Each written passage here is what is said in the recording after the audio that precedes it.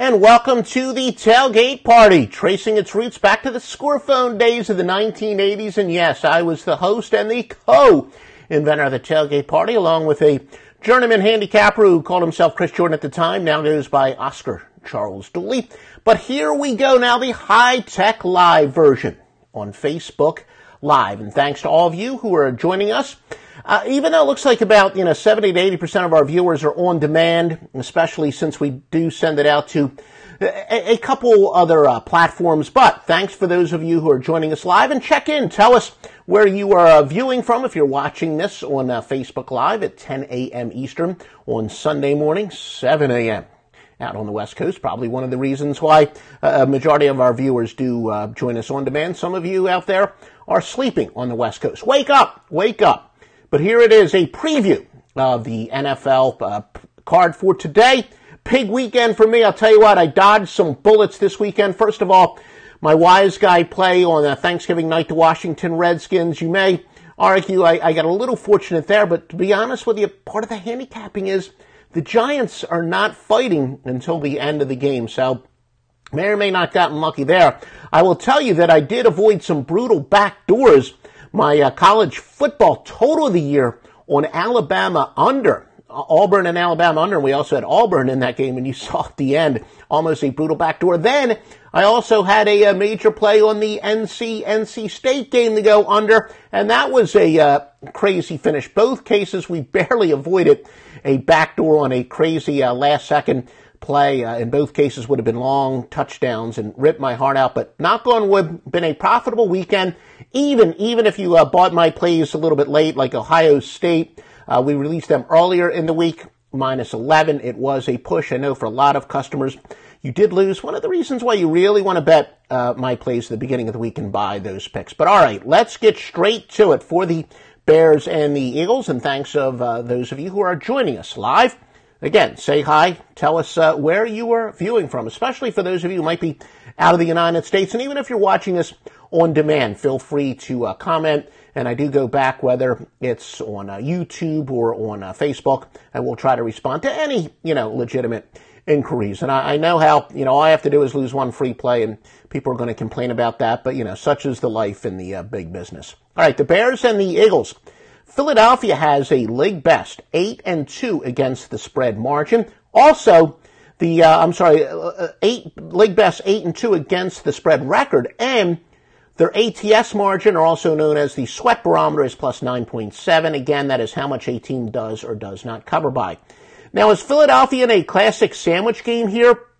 They're playing in between road games with their hated rival, Dallas, and there's few teams in sports that hate the other than Philadelphia does Dallas. It's a little bit more of a one-way rivalry, to be honest with you, but they're off of that, of course. Big win against a suspension and injury-riddled Dallas Cowboys. And then they play at the Seattle Seahawks next week, beginning a 3-game road trip. So this is a potential sandwich game.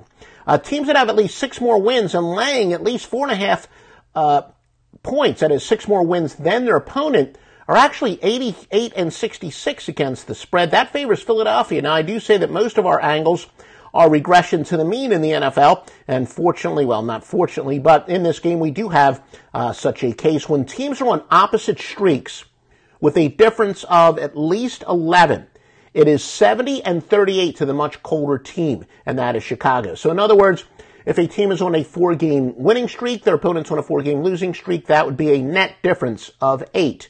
When you have a net difference of this wide, going with the much worse team, Chicago is 70-38. By the way, 5 NFL winners, including 3 wise guy plays up for Joe Duffy's picks. The away favorite game of the year, interdivisional game of the year. By the way, all we are is 155-97 since football season, 16-8 in college basketball. OffshoreInsiders.com. And thanks to those of you who are giving us likes or checking in. Jacksonville and Arizona, or the Jaguars, and the Cardinals, the Jags, with the second best against the spread margin in the NFL, covering by an average of 9.4 points per game, though 6-4 against the spread. The Cards with the second worst against the spread margin at minus 7.2 and 2-7-1. Now, when you have an underdog that has at least a 15.5 against the spread margin deficit again, from their opponent. Again, you got one of the worst against the spread teams against one of the best against the spread teams. Going with the worst team is 200 and 159 with 10 pushes, so that would favor the Cardinals. Now, of course, running back David Johnson and Carson Palmer likely out for the season. What that does mean is, look, could that affect Arizona's motivational factors? And I do see a question from Jeff Zimmerman. We'll get to it. Alshon Jeffrey. I don't know if Alshon Jeffrey. Well, we'll get to that in a moment. But as far as Arizona, will that affect their motivation? Because Arizona can't really say, look, let's just backdoor into the playoffs, and then we're going to get our star players back, and we could really, sneak in as a wild card team. That may or may not affect their motivation. Blaine Gabbert gets a start for Arizona. Of course, he is their third string quarterback, an awful quarterback, but as you know, we're not really a fan of their number one guy, Carson Palmer. But really a bad match. You got a third string quarterback against the best defense in the league, and Jacksonville quarterback Jalen Ramsey, a cornerstone of the Jags' success on defense, is probable despite a hand injury. Yeah, as far as Jeff, well, of course, Alshon Jeffrey, not exactly going against the greatest defense here, but as we said, maybe a sandwich situation. I don't normally, and that might be, for fantasy football, and I also normally do not mess around with those, what I call the fantasy football props. You can bet on props on players. Will they have over or under? Offhand, I don't know what Alshon Jeffrey's over under would be today. But remember, check Sportsbook Review. They are, without question, the greatest site in the world for telling you which sportsbooks are legitimate, which pay you on time. If you're a client of OffshoreInsiders.com, you definitely want a sportsbook that pays you on time. And that is why I do love my partnership with Sportsbook Review. The truth is, I will not recommend a sportsbook to a client unless they get at least an A rating from Sportsbook Review, and I have personal experience with them, and I also pay very close attention to my client feedback. So a Sportsbook Review is tremendous. And Jeff, make sure you check Sportsbook Review before betting any of those player props, or betting anything, but certainly the player props. That's not really my specialty. I do it in the Super Bowl. But yeah, look, Alshon Jeffrey, not exactly, their toughest defense that they're playing against this year. So he should have a big game. I would say offhand, again, fantasy football is not really my area of expertise, but I would say he's got a good enough matchup. I would start him today. But we give information. I report, you decide. As far as injuries, I really look at it more from a betting standpoint. But this is great information for you fantasy football players. Bills and the Chiefs, big favorites in non-divisional games, and if they are also a quality rushing team, goes under 30-4 since 2015. But I will say, I'll admit, it's only 4-4 recently, so it's leveling off. And most of my angles go back the entire history of the database. So I did ride that, and I was split on it lately when it was like a 28-1 stat. And, wound up paying the juice since. I do not have a premium play on that, but keep in mind a nice angle system that is 30-4 would favor the under here. Bills wide receiver Kelvin Benjamin is out, 32 receptions in 8 games. Now let's take a look at the Saints and the Rams, which is, from a non-betting standpoint, probably the best game of the weekend. The Rams and the Saints are the 3rd and 4th best against the spread teams, respectively, based on ATS margin. The Rams are at plus 9.2 per game, and the Saints at plus 8.1. You remember early in the year we wondered if the Saints were going to win like 2 or 3 games the entire season. It looked like they had a historically bad defense.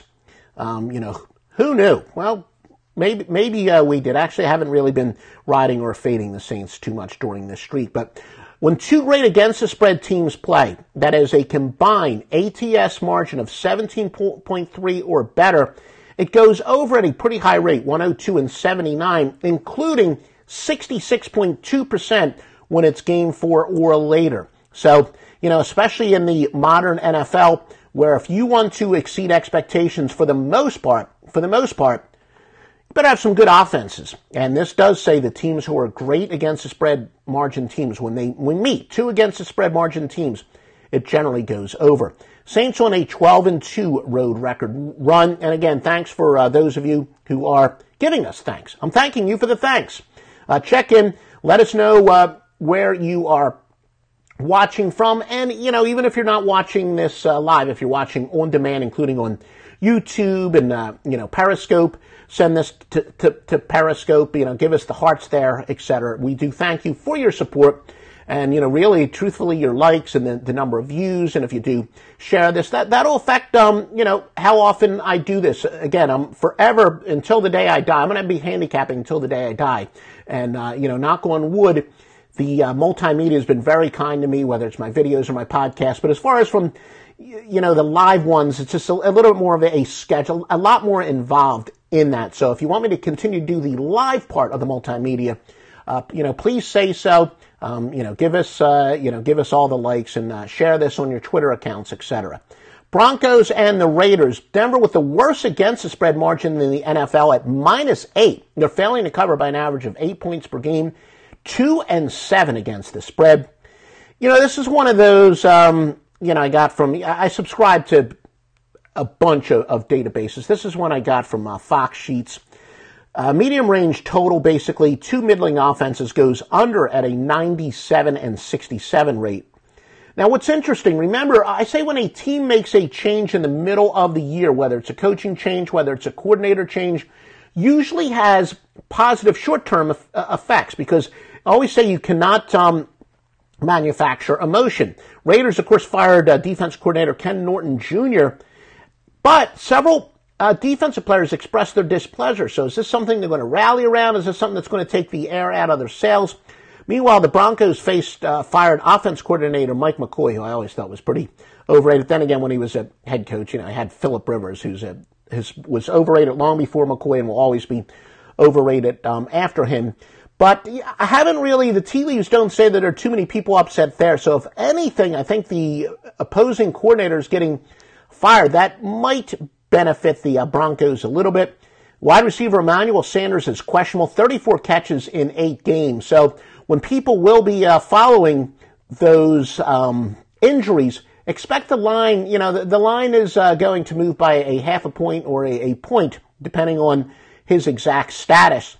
And, I'm asked, I have the honor of being on a weekly podcast, the Minnesota Vikings. It's called Purple for the Win, Purple FTW, actually.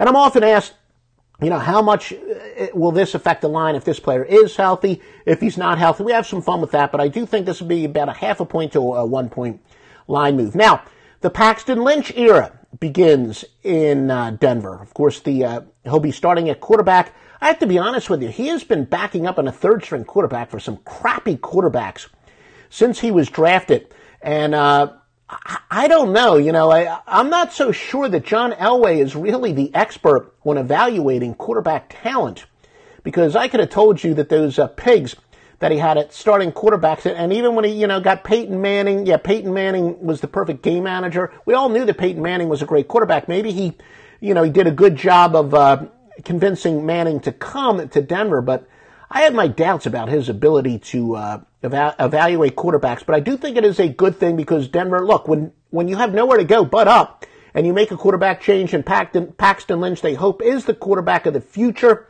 I do think that'll be a positive, emotional lift. But again, normally when a quarterback change is made to give life to a slumping offense, short term, it does seem to have a positive bounce, but it's not, we have a lot of great angles and theories. I can't say that tops my list of great angles and theories, but it is something that, is kind of a medium range angle that I like to use, or theory. An angle is when we can enter it in a database and objectively measure it. A theory is kind of the same thing, but you can't objectively measure it in a database. So that's the language I use anyway. The Raiders have gone over 21-7 at home, and thanks, a nice number of people giving us likes and whatnot. We do appreciate it. And as I said, do this even if you're not watching it live. If you're watching the rebroadcast on demand, please give us likes and, tweet it out to your followers. And if you got a sports betting website or any sports betting website, feel free to embed this in it.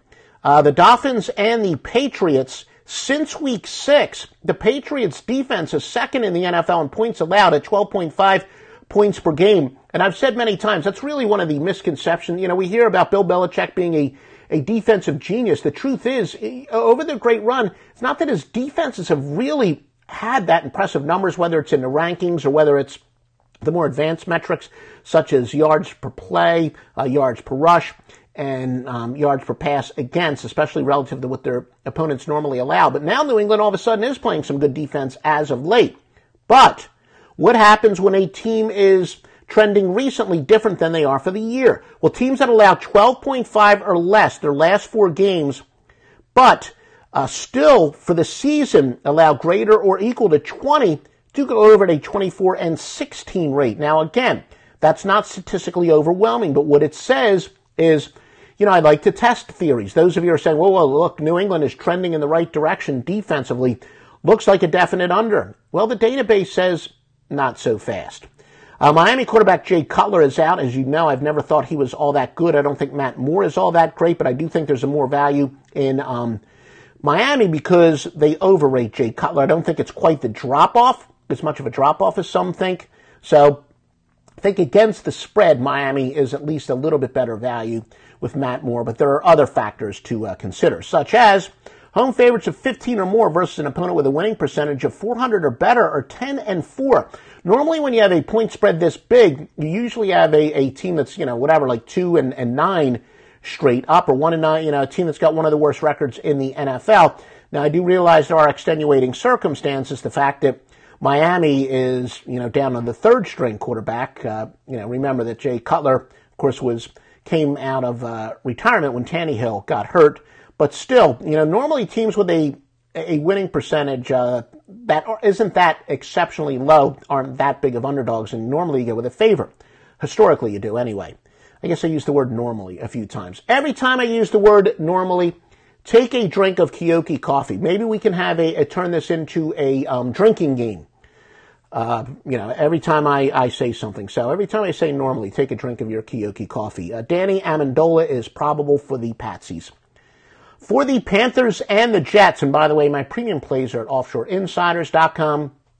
Do not get screwed by line move. Make sure you visit SBR Odds. And as I said, once these games get underway, especially with basketball games, great place to get the scores in progress and situational updates, whatever. Like, the Panthers have the ball first and goal at the 8-yard line. SBR Odds is the best. And I'm glad there are a lot more websites out there that are getting better and better at that, but honestly, SBR Odds is the best for that, especially with the line comparisons and for vetted sportsbooks. The Panthers and the Jets. Let me make my, once every couple weeks Elton John reference there. Panthers and the Jets. Jets running back Matt Forte is considered a game-time decision. He's got 57 carries for 241 yards. Really think this is maybe more important for the total than it is on the side. And contrary to popular belief, remember what I say, that handicapping totals in basketball and football is much more about pace than it is about offensive or defensive competence. So I actually think if Forte does play, that's better for the under. Yes, again, if a key running back, and Forte is not an explosive, he is a guy who's great at short yardage. So I do think if Forte is injured, that's actually better for the over because the Jets are going to have to open it up to compensate. However, Panthers very thin at wide receiver. Curtis Samuel is out for the year. Remember, they traded Kelvin Benjamin. It looks like McCaffrey will probably be used in the slot a little bit more. They're going to try to get him the ball. So, is Carolina going to be very conservative? Of course, it's a low total.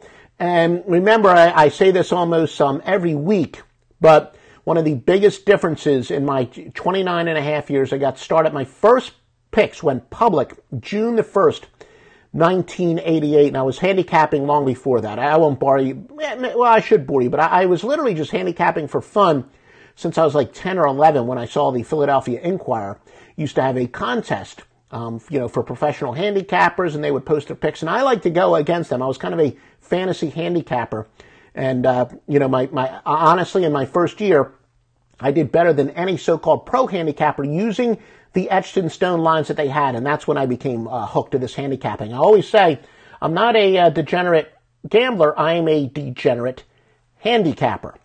Again, if anything, I do think that, my point was that the biggest change is it used to be a low total if you bet that over and a high total if you bet it under. You could make a fortune in the NFL. That has changed really since I double-checked the database, but I think really since like 2014, low totals have actually gone under and high totals for the most part are going over. The Browns and the Bengals, endless regression to the mean angles. You know about this. The Browns have been the outlier that normally going with bad teams is good. And we have a bunch of angles that would apply to Cleveland in this game. But the exception is teams that have lost 21 out of 22 straight up over multiple seasons are a go-against of 23-7. So that would say, the computer database meter says we'll go with Cleveland, but it also says, no, the Browns are the exception to the rule. Now, the Bengals are a team that's predictably unpredictable. When laying 7 or more under Marvin Lewis, just 12-17, including 0-3 off of win as an underdog. Remember, predictably unpredictable teams or quarterbacks, coaches, we like to go with the underdog in their games, whether they are the underdog or whether their opponent's the underdog. Because remember, the odds makers hate uncertainty. Odds makers and square players despise uncertainty. Sharps, we love it. We know it creates opportunity, and especially if the big favorite is coming off of depending on what team is predictably unpredictable, but if the team that's predictably unpredictable is a big favorite and coming off a win, we usually like to fade them, which would be fading the Bengals in this circumstance. Now, the Bengals defense was on the field for 76 plays last game. Teams laying 8 or more off of a win in which their defense was on the field for 76 or more plays, only 20-31 against the spread. That would favor Cleveland. Generally, with so much, uncertain, that's what I already alluded to. Sandwich situation that says to fade the Bengals 31-15 as they play Pittsburgh next week, and of course they're off of that win as an underdog. Look, the Bengals, in theory, are still in the playoff race. But that is another one of the biggest myths, and that hasn't changed over the years. I hear people say, in a situation like this, I got to go with the Bengals. It needs more to them. It needs more to them. The Bengals are in, an almost a must-win situation. Well, if they were all that good, they wouldn't be in a must-win situation. So, all in all, my free pick is going to be, thank you, Ryan. Look, our predictably unpredictable theory has done very well. And because of that, we are going to go with Cleveland plus the 8 as your free pick from offshoreinsiders.com. The Buccaneers versus the Falcons. Look, there's some uncertainty here. Falcons running back Devontae Freeman is out, 515 rushing yards this season, 19 catches. Remember, each of the last 2 years, he's exceeded 1,500 yards from scrimmage. Of course, Tampa without quarterback Jameis Winston, journeyman Ryan Fitzpatrick gets the start. Atlanta, and he still has some decent weapons. Look, Atlanta is laying a ton of points here, and they've been, kind of erratic. Maybe they do have that Super Bowl hangover behind them, but a lot of uncertainty in this game as far as I'm concerned. And thank you for all of you who are giving us the likes. If you're joining us in mid-broadcast, you can watch it, from the beginning. You can watch it on demand, and please, give us likes, comments, tell us where you're watching from, especially, if you're international. I'll be very curious if we have any international viewers, whether it's live or on the rebroadcast. And if you give us likes, thanks for that vote of confidence. That'll help us a lot as far as search engine optimization, etc., and giving us exposure. Packers and the Steelers. Now, the Steelers wide receiver Juju Smith-Schuster having a heck of a year. He is out, though, 33 receptions in 10 games. Steelers have gone under 35-16 overall. Nice angle here, a big favorite off a Thursday night game in which their opponent is not off of a bye, 38-14 against the spread. That would favor Pittsburgh. We're also going to have your consensus plays in a moment, public consensus plays, weather. Remember, offshoreinsiders.com, one of the great years in the history of handicapping. We've done it many times before, and in God's honest truth, look, I've been in this industry for frickin' ever. Since I graduated college in 1988. Yeah, I know I look much younger, but I got started right out of college. And actually, I got started when I used to work for Dial Sports. When I used to work for Dial Sports in college. I've been in here forever. Very few handicappers in the history of the business will ever have a football season like we're having. And I've done it, 10 to a dozen times before. This is pretty typical of us, but big day. One of our biggest NFL portfolios of the year at offshoreinsiders.com with 3 wise guy plays. Watching from Dat Nation, Go Saints. Love my Cajun food. We got some good Cajun restaurants here in Atlanta. Those of you probably heard me mention before, I do, just for poops and grins. I can say shits because we're not, on regular TV, but I don't like to say bad words like that. I like to keep this a family show. I do, as a hobby, I'm a food critic, and we got some good Cajun restaurants around here in Atlanta, in metropolitan Atlanta. I'd say something in the last 3-4 years, the quality has definitely improved. Your top consensus plays, no surprise here. Similar theme here. You got big favorites, Jacksonville, Carolina, and Philadelphia. And remember, anytime you have a team on the road laying a couple points, that is by definition a big favorite. What is really a surprise here, weather is usually a big factor this time of the year. Not today. And again, even the wind conditions, there are a couple games with wind, about 12 miles per hour. That's not quite, roughly at about 15 miles per hour. It gets a little higher than that is when it really becomes a factor. So in future broadcasts, remember, join us every Sunday, 10 a.m. Eastern Time. Weather is usually an important report. Not today. But those consensus, I have offshore, Vegas, and some outlaw contacts. And they are definitely the consensus biggest plays from a handicapping standpoint more times than not that we consider that to be contrarian picks. But again, thanks all of you who have given us likes. And again, if you're watching this on demand still, give us likes, comments. I'll check the comments. Any questions, I will try to answer. Make sure you visit me at offshoreinsiders.com for the best premium picks. And I'll be back here on Sportsbook Review, Facebook Live, 10 a.m. Eastern, 7 o'clock Pacific. And they are good friends in Costa Rica, home of some of the most beautiful women in the world. They don't do the daylight savings time, so that'll be 9 a.m. in Costa Rica. We'll talk to you next week, 10 a.m. Eastern Time.